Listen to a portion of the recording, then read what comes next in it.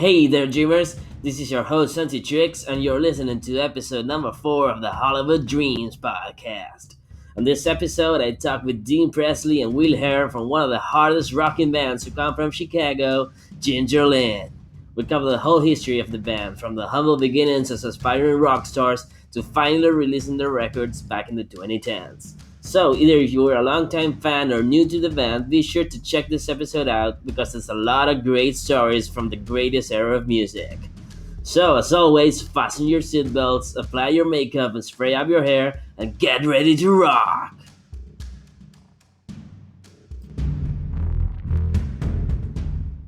Hey, Will, welcome to the show. Hey, thank you very much for having me. I'm very excited to be here. Thank you. Thanks. It's a pleasure having you here. So, this is a Hollywood Dreams podcast, right? So I always ask the same question to my guests. Would you consider yourself a dreamer? Oh, yeah, yeah. I think, I've been a guitar player for over 40 years, and I think that's a prerequisite when you get into music. You are clearly a dreamer. So, yeah, absolutely, without question. Yeah, absolutely. I 100% agree with that, and that's great. All right, so I invited you to talk about your musical career, your Gingerlin, about your band Gingerlin. But before we dive into that, I want to go way back to where you were just getting started being an aspiring rock star.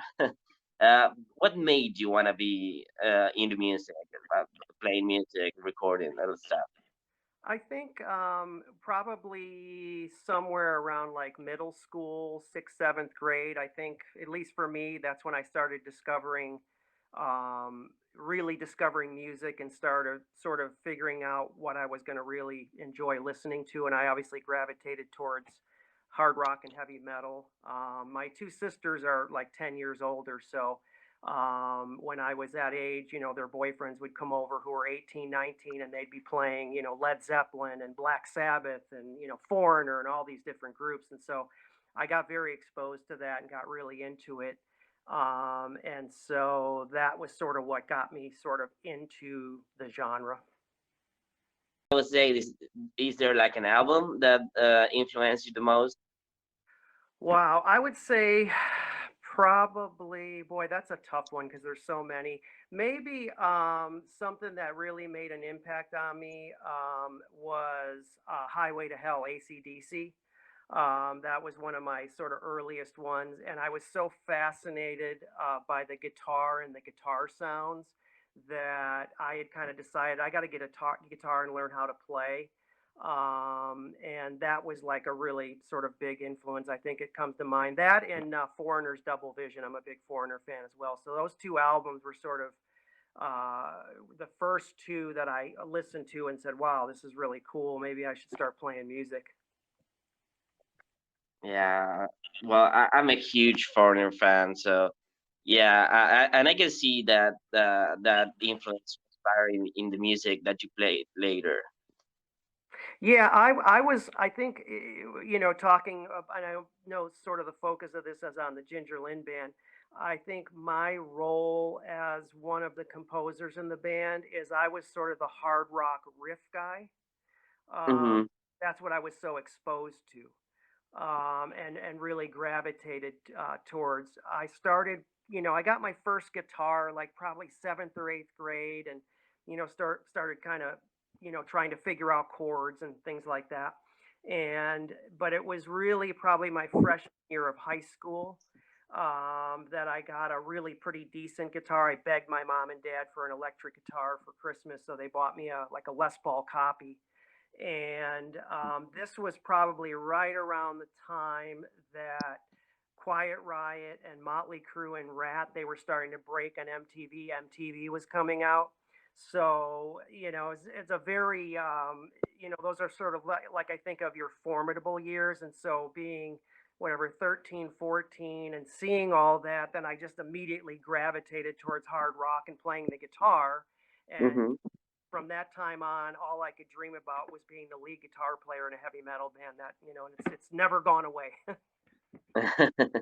So what was your first band? Was that in California, your first band? No, no, I didn't move to California till after Ginger Lynn. I lived in the south side of Chicago until Okay. probably my mid 20s. So again, when I got into high school, I met a larger group of people than grade school. And I met a lot of people, some guys, drummers, bass players, guitar players, and we were all getting really into not only heavy metal music, but learning how to we all started sort of sectioning off and forming groups. And we just started, playing talent shows and battle of the bands. And there were some pizza parlors actually not too far from our school that were like hangouts, and they had open mic nights. And on Fridays and Saturday nights, they would let us go up and do like a 3 or 4 song set for our band. So those were my years that I sort of learned and developed um, in a band. And so, really, by the time I got out of high school, I had logged, quite a few rehearsals and gigs, and sort of had my feet under me as far as being able to play and play with a Yeah. group. All right. I think Dean's here now. He made a grand entrance. I'm back. Dean made it. Yeah, you made it. Can you hear us? Yep. All right. Yeah, I was just talking with Will about his musical background, how he got into music when he was young, his first steps into that. So I think we're at a point that you can just jump right in, man. Do you what we were talking about? What made someone be into music? So what made you want to be a rock star, Dean? Peter Chris from Kiss. All right. In bands, being a drummer, I sang because they needed a singer, and I sang and played drums at the same time, and then I ended up just singing and sold my drums. There you go. All right, cool, man. So what was your first band and stuff? You played in a band called Shirley Lane, right? Yeah, but before that, I was maybe 18. I played with a bunch of high school friends in a band called Voice, and I went to a band called Sacrifice, which is actually Will's cousin, the guitar player, and I went through a few other bands after that and a lot more harder metal bands. And then I got into Cherry Lane and I got a call from the guys and we formed Ginger Lynn and rest is history. So did you and Will know each other from before Ginger Lynn, or did you met at when the band formed, or how was it?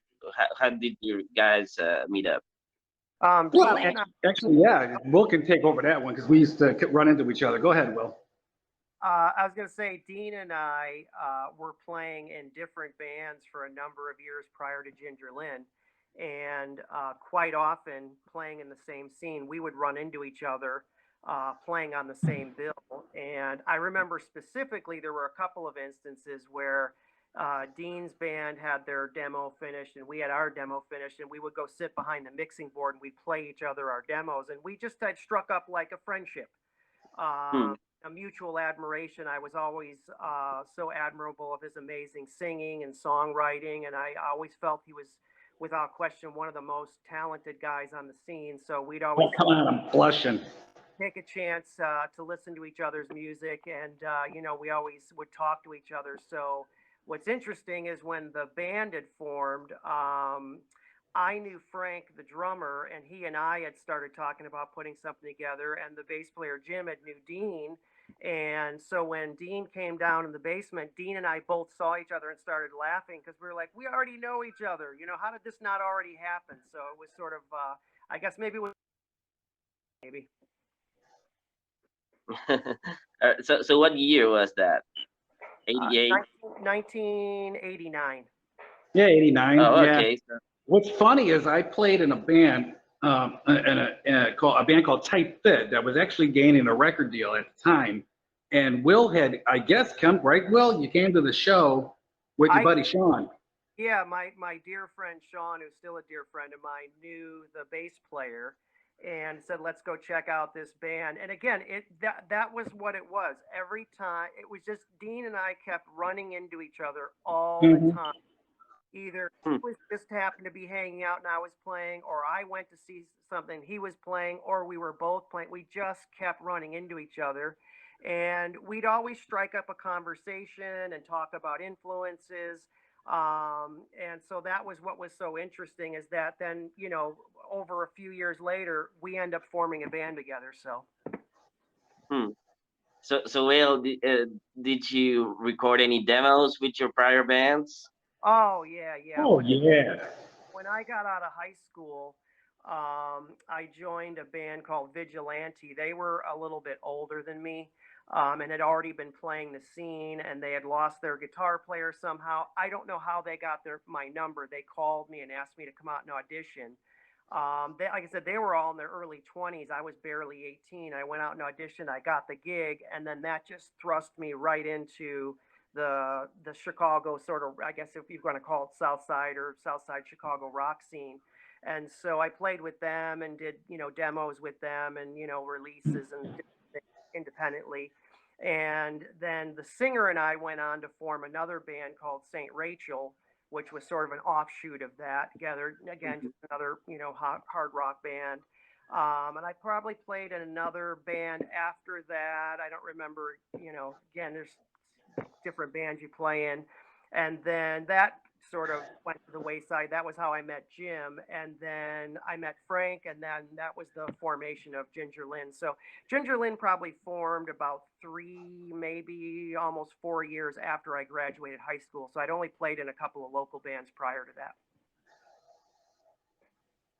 Okay, cool. So And Dean, I heard a song about your band, Sterling, a song called "A Little Too Much." I think I found it on YouTube. yeah, But that's the only I had song I could reposted a find. live, yeah, I reposted a live recording of that. Mm-hmm. Funny story though, funny story to back up Will. When I was in Cherry Lane, I was in the works of possibly leaving the band because it was such a long drive.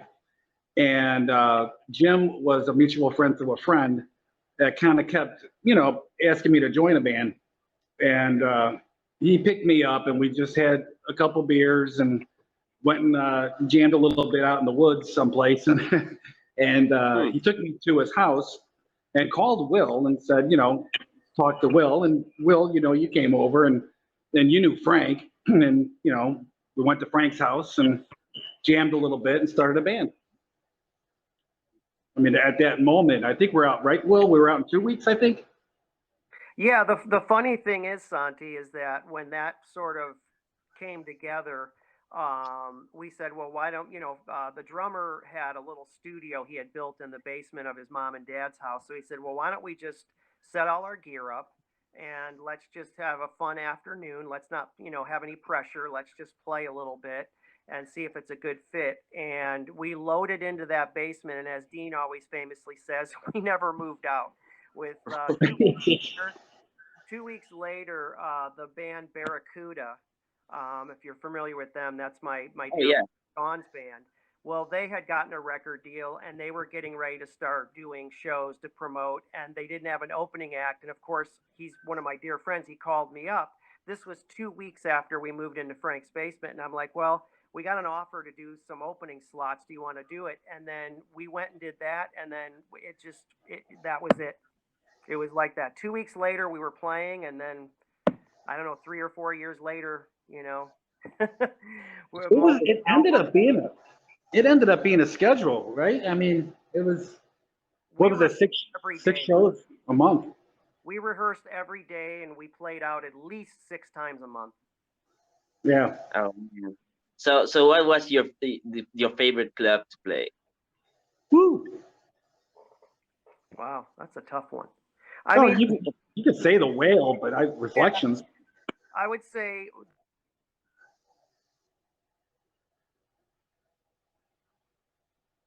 Uh, oh, I think we lost Will, sadly. Uh-oh. All right, no worries. Let's just give him a moment. Okay. All right. So while we wait for him, did, did you have like a favorite club to play, or maybe one that you play the most? Well, we're always going to be fond of the Thirsty Whale in Chicago, which was probably the biggest club for all the bands. Mm-hmm. But I really enjoyed playing a place in Frankfort, Illinois called Reflections, which in some weird way we kind of lived there. We played all these clubs though, but Reflections is a place that's very affectionate to me. All right. Yeah. I haven't been to the Chicago area, but I'm sure. So is that club like still standing? I'm Uh, assuming no. I'm assuming no, I don't think it is. I haven't checked in a long time. So did you guys wear like a Chicago band exclusively, or did you play the LA circuit as well? Well, we went back to LA after the Ionian deal. After the Oh, Ionian, yeah.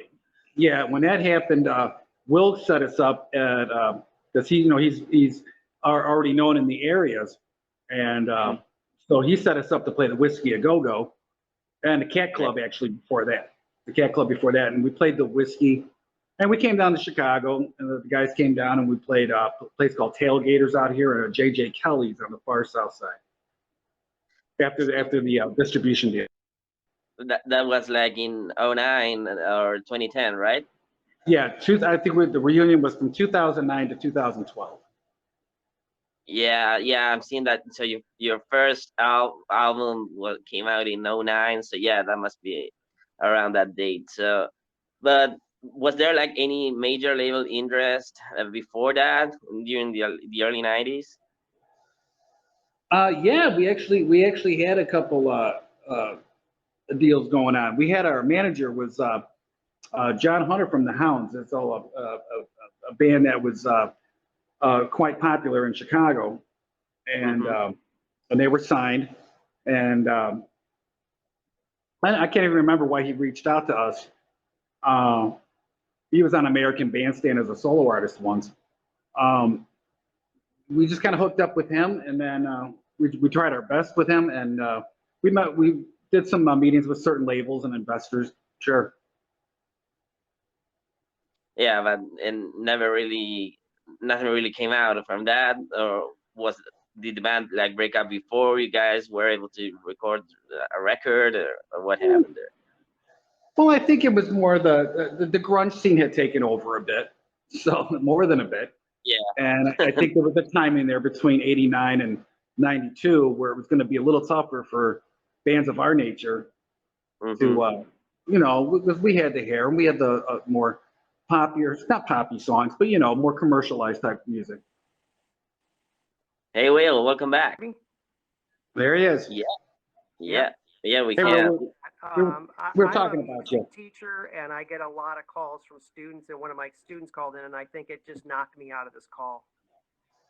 Oh, okay, no Well, worries. Yeah, we were just talking crap about you. No, no, nothing. Oh, I'm the best guy to talk crap about. I'm talking about you. Why don't you ask Will the same questions and see if mine matches up? Yeah, well, we were talking about what clubs you guys played and the reasons why like a major deal never came to fruition like during the early '90s. Oh, for us, I mean, I don't know if you can ever really answer that question. I think this is just my perception of playing for as long as I did or have, I should say, is when you talk about record deals or just taking it up to various levels. I think there's a lot of different things. I mean, certainly you have to work really hard and take your playing and your skill sets to a certain level, obviously. You have to be able to write songs and write good songs. But I also think, even with that, there's always this little speck of luck. Um, Hmm. and I don't want it to sound like, well, you just get lucky, but if you ask, any artist through the course of history, well, how did you get your record deal? If you ask 10 artists, you'll get 10 different stories, and they're all legitimate. So I think there's always that little bit of break of luck that breaks your way. And so, maybe we were just never at the right place at the right time. Certainly, we formed in '89 and really got rolling by 90, 91. But by the close of '91 into '92, the music landscape changed very drastically. That's what I was Um, saying. yeah, and I think so. Probably by that point, though, we were very big in Chicago as a regional act.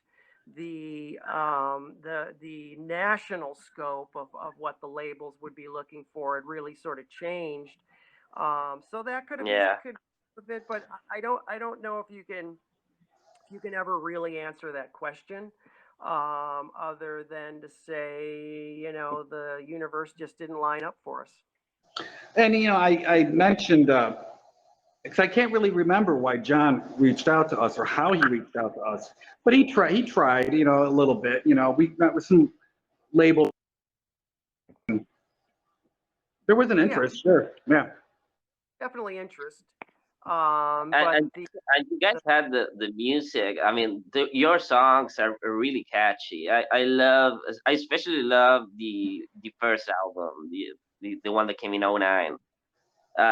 There's like, and there, it's quite, there's like two sides to it, right? There's some songs that are pretty much straight up Judas Priest heavy metal, like On My Way, songs like, and other songs are like power pop. It reminds me a lot of Enough's Enough, like bands like songs like Baby's All Talk and Take Me Away.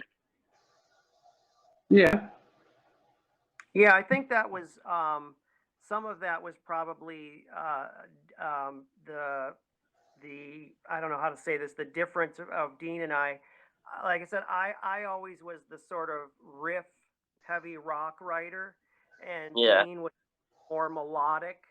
And then when we introduced these songs to each other for him to sing or for me to play the guitar, we would put our little touch on it so that it was all sort of didn't sound like you were going from one complete genre to the other. It all sounded, I think, cohesive. But yeah, that was probably it. I tended to write heavier, more riff oriented. Dean tended to write, a little poppier, more, melodic. But I think, that hopefully was a contributor to why, people enjoyed us, and, why, we're still being talked about till this day. I got a funny story though. Um, because Will knows, I was also a big metal fan. I was, at the time, I was more into Priest and Maiden and things of that nature and Black Sabbath. But it's kind of weird because I was in those kind of bands before and I wrote those kind of songs before. And it's sort of like when Gynger Lynn started, I brought a couple songs in that were kind of a ballad, kind of more leaning that way.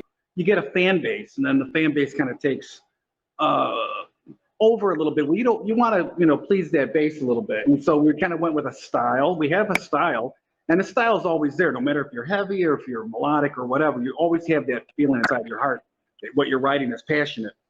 And Will was my savior because Will would come up with these On My Ways and Dirty and songs of that nature. So I really didn't have to worry about it too much. So I said, this guy's writing out some, heavy metal songs here. So I get, I can hit a ballad here and there. And it's kind of funny because when I was in a real, like a harder heavy metal band, more of a Black Sabbath, I remember our bass player at the time wrote this really great song. And during the middle of the writing, he was getting a little, he needed something and said, "Hey, Dean, where's the happy part? Give me a happy part." That was hysterical. So I guess I had a little nick for choruses or hooks. yeah. I mean, some of those choruses are. I mean, for example, I love the song "Tell the World." I think that's like a great piece of melodic metal rock. That song won't leave us. We played it. Me and Will played that song in bands after that band. We jammed and we always had to play "Tell the World." Yeah. I mean, it's great, and that's definitely one that I kind of, that could be easily like a Enough's Enough B side. I mean, pretty much that style of music. Wow. Yeah, it's interesting when you talk about our catalog, if you will. Um, I'm the probably more analytical one of the group. You know, I'm always you know, sort of looking at things from the marketing perspective. In other words, you know, what songs are what's getting played the most, what's getting streamed the most, and so forth. That's some of my business nature. I always tended to handle a lot of the business affairs for the group. And what's interesting is the two songs that have the most streams online are Reasons Why number one, and a very close second is On My Way, or not On My Way, Dirty. Two Yeah. couldn't be two more different, you know, from the spectrum. You know, Reasons Why is a beautiful, very sort of theatrical melodic ballad, and Dirty is just, you know, I think I wrote that I was going through my John Sykes fan. I'm a huge John Sykes from Whitesnake fan. So Yeah. I think I was going through my John Sykes phase, and I think I wrote that one. So it's interesting how, you know, Great you look song. at the stream numbers; those are the two biggest, and then everything else sort of comes in, you know, down the line. Great Yeah. song. And you know, before we, you know, actually went into our quote unquote image, because every band has that good image. I'm sure, I don't know, when did we take that picture? Well, because when we started, we wore black. I mean, Yeah, it was black and black leather, black pants, black boots. And then we sat on Frank's car. I don't know what kind of car that was. We did a great photo shoot on top of Frank's car. And love I it. cannot find that photo. I That wish I could. That's a great picture. that very early first shot. Well, you know, we were all, you know, we were in our, you know, early 20s. We were a bunch of kids. We had no money. That's probably the only clothes we had. Right. The second shoot, which is the more vibrant color one, and that I think we'd been playing for a while and started to build up a following and started making a little bit of money. So we were able to buy some other clothes, and I know a friend of my mom's is a seamstress. So she would sew and make stuff for me specifically. I think I had her make a few things for Dean. There was a couple things that he wanted to have, you know, refitted or some things. So we had access to people that we could hire and pay. And so I think some of that had to do with money. So when we did that second shoot, the other thing with the second shoot is it was in color. We couldn't afford color the first time. It was white. So I think even though we were wearing all black, it's, you know, more is that we're just in black. But when we did that next shoot, we could afford color. So I think there was also maybe an impetus in our mind to say, okay, well, let's get some color into this and really, like, you know, try to make an impact. So that's probably some of what affected, you know, the change as it went on, is that we had a little bit more, you know, money and access to resource to, you know, you're always trying to, you know, with every aspect of it, you know, you write music and you get ready to play, you're trying to do something to draw as many people possibly in. So, you know, it's almost like, you know, at 4th of July, you're shooting off the fireworks so that everybody will look that direction. So we're probably thinking that way, like, well, what can we do to set off an explosion so everyone will look towards us? And as soon as they do, we'll kick into the songs. I love that colorful look that we got with the original four of us.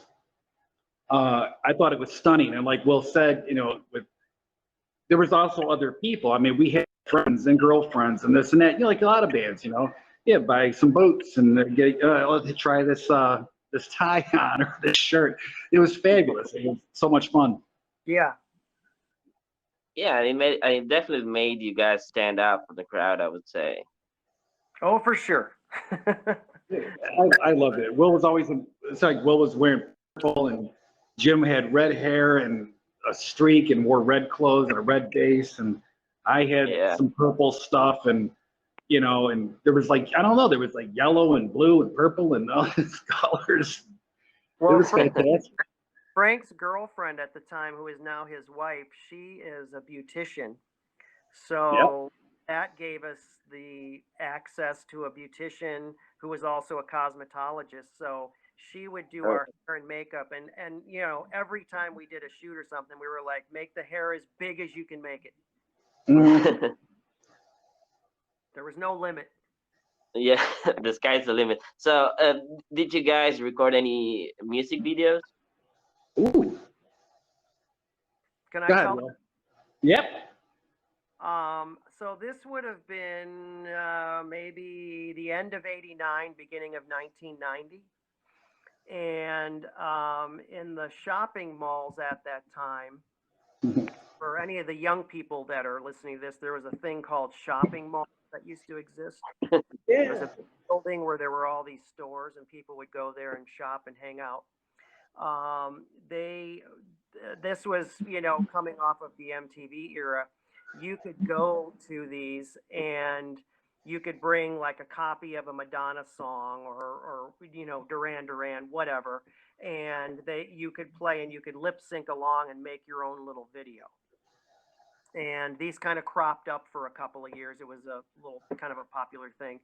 And the shopping mall near where I lived, there was a one of those set up, and I went in, and the guy that was operating everything actually owned it. So I sat down and I was talking with him, and I said, "Hey, I got a band, and we need to make a music video.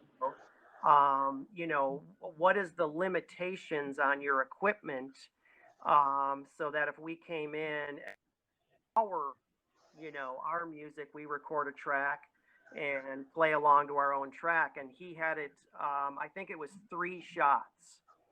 So essentially we put a little deal together with him.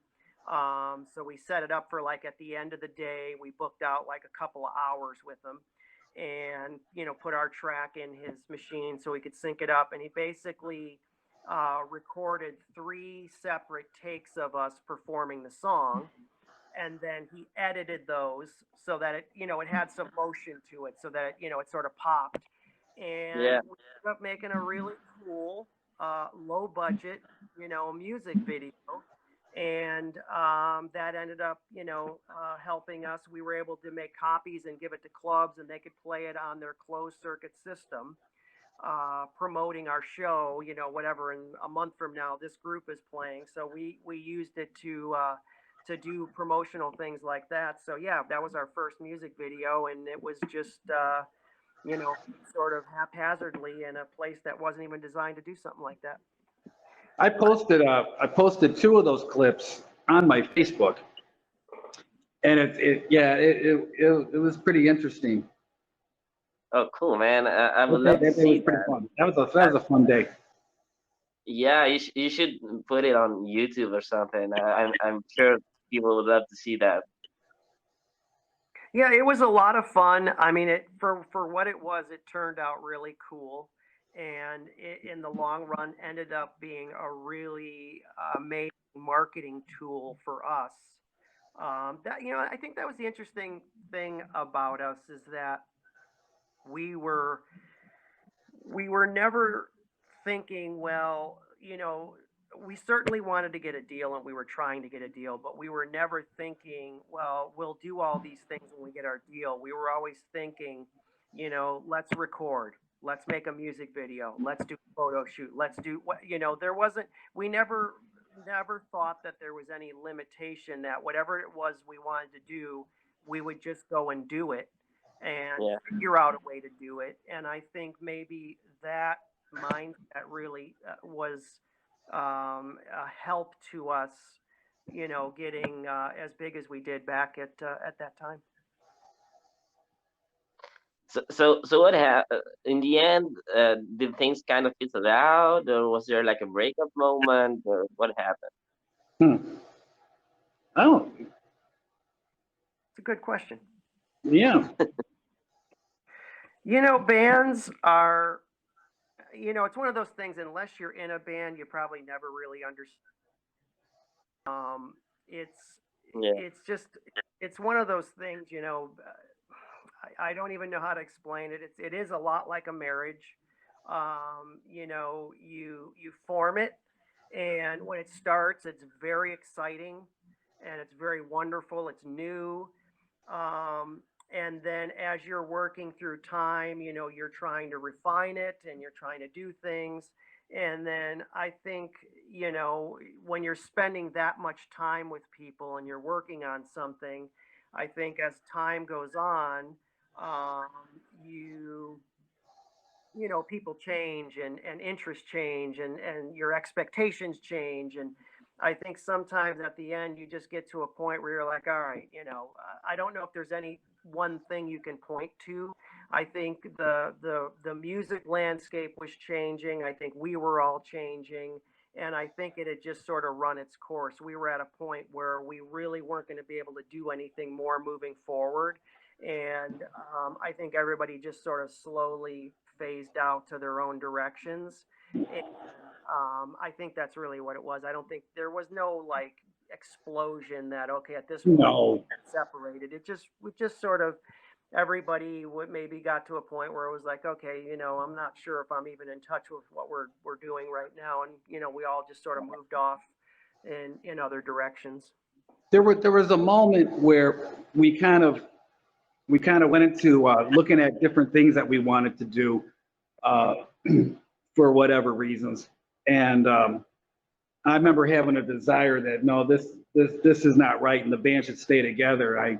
I think I called you. Well, I think we back out to each other, and somehow Jim had called his buddy Gavin, who played keyboards, because we had a lot of keyboard. Uh, you know, what do you want to call it? Nah, it doesn't matter. But we had keys, we had all this cool stuff, and so Gavin had come in to give us that element that we really couldn't do live. And then we Yeah. actually had a new drummer, which you obviously know of, was Luke J. Lorraine. So Luke had come in and played drums. We knew him through his sister-in-law. I think and then we sort of reformed the band, but Yep. we sort of shifted it away. It wasn't like a reformation of Ginger Lynn. The original Ginger Lynn was again its own thing. When we sort of reformed and brought Gavin in, as Dean had mentioned prior to that, we would have keyboard parts and songs as more of an accent. But we brought it in as an actual main instrument. And so Hmm. I think we probably were a mix of like AOR and progressive. A lot, Yeah. that we brought that element in. So that was like a different iteration of the band. But still some of that, obviously with Dean singing and me playing guitar, those elements still, bring in the Ginger Lynn element. But we had sort of, and I think that's what did it, after, yeah, it's like anything else, you step away from something for a few years. And when you're at the end of it, you're thinking, okay, I can't do this anymore. It's too much. It's overwhelming. After a year or two, that after all, I kind of miss, working with Dean and so when we reformed it, it was sort of that new iteration of it. That was fun. Yeah. Sort of ran for a And, while. and And I can see elements of that on songs like The Chance, for example. Mm. I'm a huge Yngwie Malmsteen fan. So that was my Yngwie Malmsteen moment was that song. That one's a fun song because I can't remember like who started it, who did the middle, or I don't even remember anymore. But that song was written by the entire group, one way or Yeah. the other. It was a contribution from all of us. Yeah, we just started kind of jamming it and it just came together. And I love the fact that when Ionian had come out and distributed the band, um, that was actually chosen as a single promotion for that particular CD. And looking back at it, every time I look at it on YouTube or listen to the song again, I go, boy, that really is a good song. And I'm really proud of that because it was a collaborative effort, and it ended up being a lot of people's favorite. Good Yeah, song. it's a great song, and yeah, it's pretty different from the rest of your catalog, but in a good way, right? I mean, you guys have like this variety of sounds. Yeah, I think it's No, go ahead. funny. No, no, there was a little bit of that Van Halen in there too. Like you can sense a little bit of that 1984 Van Halen kind of style too, along with the other things that Will Definitely. mentioned. I was gonna say if you listen to the two albums, you listen to one, you listen to the other. The first one is a little raw, and we were younger, and you're just sort of just going for it kind of thing. And then if you listen to the second one, the biggest thing with the second one is obviously we grow as musicians. When I started Ginger Lynn playing guitar, and then you play in that band for whatever 3, 4 years, you're rehearsing every day, you're recording, you're doing music videos, you're performing, you're opening for national acts. That amount of work and exponentially increase your capabilities as a player than if you're just sitting there practicing every day. It's that being out there and playing. So when you get to that second record, that's me and Dean, having this history of performing, playing, and recording.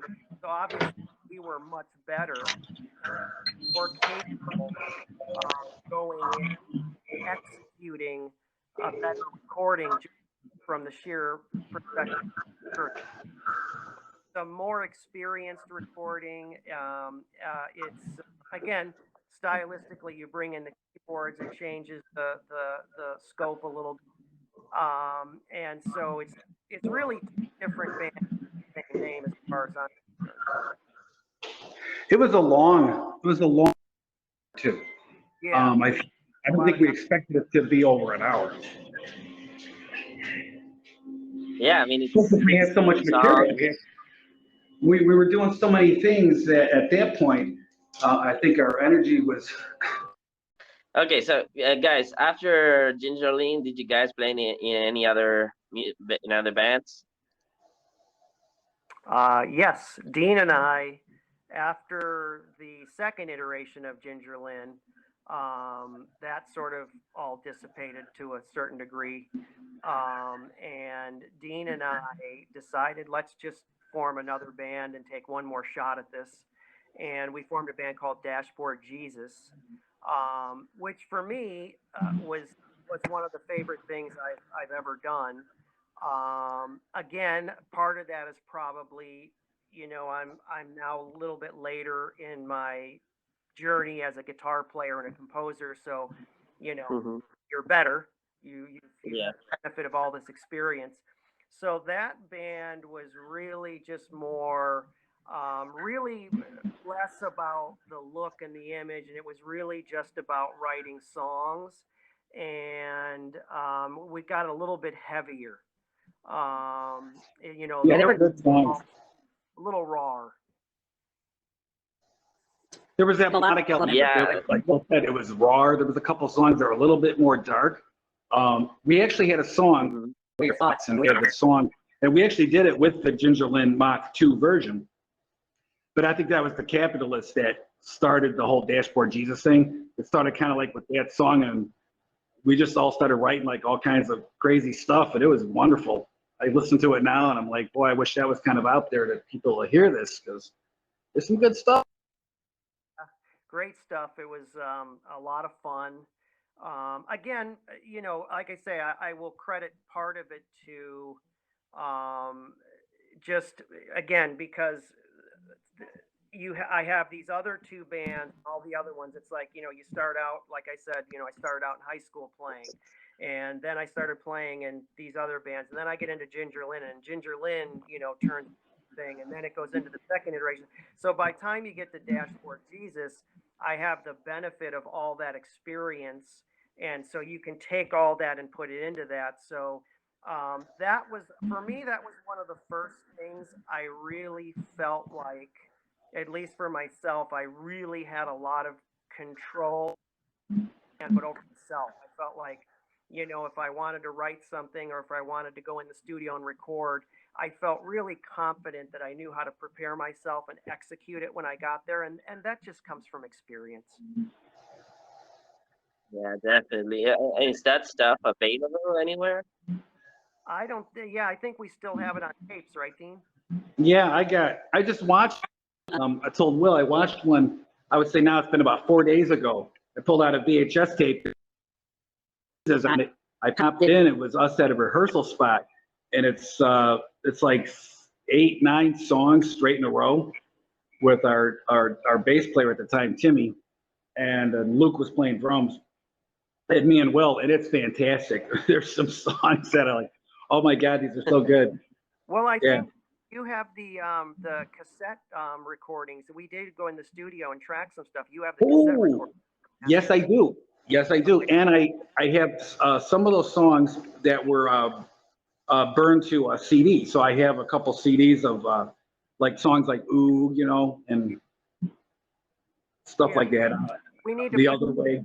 we need to digitize those, and then we can release them online. We can put something together. That was a really cool one. It was a fun band, and again, um, we weren't really so concerned about our image, or we were just really writing, and it was darker, and again, I was experience. You have to remember at that point when we're writing those songs, we're more experienced songwriters. We've had the benefit of working with producers like John Hunter and Joe Bader. And so as you go through your career and you have these opportunities, you go in the studio and you record 3 songs with John Hunter. When you're done, you are better. It's just the bottom Yeah. line. So that's sort of what I take into that. What's so cool about that is that I really felt like I say when I hear those songs and the recordings and that I'm always looking at that less so like the first Ginger Lynn album. I love it. I'll always love it, and it's raw. But I just always think, God, I hear mistakes, and I think, oh, I wish I was able to do this then. But I was 20 years old. You're only so good at that point. But I felt like from the Dashboard Jesus stuff, I always felt like I was able, like I said, to prepare myself and execute when I went in and recorded, and it turned out the way I kind of hoped it would. And I don't think either one of us could promise anything, but like Will said, it would be neat if there was a possible way to dealing with me and Will and our buddy Tim and of course Luke to maybe, I don't know if there was ever a possibility to get this stuff heard. If possible, it would be a nice treat for a lot of people because there Yeah, are songs that should be heard. I think they should be heard. yeah, it's cool stuff. Yeah. Yeah, I mean, I would love to hear the stuff, and I'm sure a lot of people do as well. It's been 10 plus years since the Ginger Lynn albums, so I think we should hear more about from you guys at this point. Well, it's funny you bring that up because when you talk about the breakup of the band, the reuniting was so much fun. We'd all stayed in touch. Dean and I stayed in touch. Frank and I stayed in touch. We'd always email or text or call each other on Christmas. Merry Christmas, and a Yeah, couple check in on each other. Certainly, if anything happens, you check in on each other. So we were always in touch with each other. But when the offer came to re-release the albums, it was just, it's like that old saying, like, okay, let's put the band back together. As cliche as Right. it sounds. So it was a lot of fun to go back, and it's interesting because with the benefit of age, you're much older at that point. You appreciate and you value everything so much more when something like that kind of comes back around. So we were all pretty excited to be able to have the stuff released on a larger scale. And then we got back together and started writing new material and put out a new music video, and then started doing gigs. We played the headlined the Whiskey in LA and the Cat Club and various venues back in Illinois. And the director shot a documentary film on us, and that got released on Ooh, YouTube. that's right. Yes. So it was a lot of fun, and you have a better appreciation because of being older and wiser. It's like, well, this was something really precious, and it's great that we can kind of, get back together and celebrate it, and our families, and a lot of obviously years had gone by. So I had my wife. She wasn't. I didn't meet my wife until I got to LA, so she got to actually see a part of my history, and I Oh know wow. for other guys as well. So it was really cool all the way around. So you really appreciate, we sort of we sort of went back and recreated that original album, those original two that we did back in the day, just all being much older and hopefully wiser. That was a blessing is the band ended, but the friendship didn't. And that was the amazing said we never lost contact, any of us. We just it was like Will said, Christmas. So there was no, it wasn't a hateful breakup or nothing like that. Right. Yeah, that's awesome. It's great to hear that you guys still keep in touch. What was that, Dean? Sorry, you kind of broke up there. No, I said a lot of bands don't break up because they just don't like each other, and that's why they break up. Yeah. But we didn't have that problem. It was kind of like, I think we were kind of sad to begin with, but then it was just kind of like going back to normal and calling each other and talking, and yeah. Yeah, so we're kind of running out of time, but before we wrap up, I always ask my guests for their top 3 albums of all time. So let's start with you, Will. What are your top 3 albums? Oh my God, you're really putting me on the spot here. My top 3. It can be a top 5, and no problem there. A top 3, and let me do a disclaimer. I'm going to do these as they made an impact on me. I'm going to do a top 3. Black Sabbath's Heaven and Hell with the addition of Ronnie James Dio. Album, I don't think there's a bad song on it. I love all the riffs and the energy. Yeah, absolutely. I don't. These are not 1, 2, and 3. These are probably 1A, 1B, and 1C. Say 1B, or my second one is Blizzard of Oz. I was exposed to Randy Rhoads, who's probably one of my biggest influences. Those riffs and just everything about it. So definitely Blizzard of Oz. I Don't Know and Crazy Train. I couldn't tell you how many hours I sat in a room putting the needle back, trying to figure out how to play those riffs. Yeah. And then number 3 is probably gonna be Shout at the Devil, Motley Crue. And the reason is I was just at the point where I was really starting to be able to play in form bands, and MTV came on, and when the Looks That video came on, my jaw dropped. I'd never seen anything like that in my life. I couldn't believe what was happening in front of me. So they're one of my all-time favorite bands. So just the whole impact of what they did with that record. So those 3 records, I think, and there's a much larger catalog that goes with it, but those will be my 3 that in different ways sort of kicked me into saying this is how you play rock music. Oh man, those are great records, and I agree with those choices as well. So what about you, Dean? How do I top that? How do I top that? Will knows, I'm a big, well, we both are. I'm a big media collector. I'm a big music collector. You're kind of breaking up. You're breaking up like. No. Yeah, we can't. Yeah, you're breaking up. Am I breaking up still? Not now. No, okay, not now. So because of that big collection I have, it's hard. I would say would be a capitalist because of the production, what the Beatles had done with George Martin on that. I thought it was groundbreaking. The variety of music and all the different instrumentation and the ideas that they used on it. Could say I could say Kiss, dress. I think we lost Dean. No, I'm here. I can hear you, sort of. Okay. My brother had got me that record when I was 11. So that was my first actual rock and roll record album. So whether it's my favorite or not, I don't know, but it's a good memory for me. And Okay, and with that, we lost him. Well, Santi, can you hear me, Santi? Yeah, I can. I just want to leave you with something. Are you ready?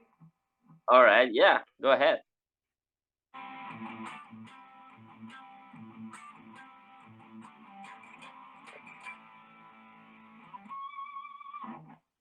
How about that? I mean, that's awesome. I can use that as like an outro music. I thought I'd throw a little dirty at you before we go. Oh, that's great, man. I had that all set up this morning and I tested it out, so I thought I'd give you a little something extra for your interview and show my appreciation for you reaching out to us. Oh, and it's been a pleasure and an honor talking with you guys. I mean, I've been a fan of yours for quite a while now. I really appreciate you being here. Well, it's my pleasure, definitely. I'm back. Hey, where did I leave off on these stupid records? I think we were talking about your last top 3 band. Yeah, Sergeant Pepper. Did I mention that already? Yeah, I think so. Yeah. Yeah, and then Dress to Kill because my brother got me that when I was 11. So it's just more of a sentimental.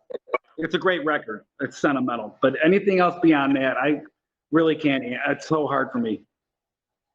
Talk to you guys all day, but sadly, I think we're past the hour mark, so we gotta end this at some time. Okay, Well, yeah, I could have probably tossed in the trilogy of metal for you. One from Sabbath, one from Maiden, one from Priest. But I can't think of one. Hey, Santi, thanks for doing this. It was a pleasure talking to you. I could talk to you all day as well. It's a pleasure talking with you guys as well, and I hope to hear any Dashboard Jesus stuff soon. Yeah, we're gonna work on that. Don't forget, send your email to Dean, and he'll forward it to me, buddy. All right, will do, man. Thanks guys for joining. Step off. You never know. Hey, It's a pleasure meeting you, Santi. It's a pleasure for me as well. Talk to you soon. hey, I had a blast. Take care. Me too. Take care, guys. All right.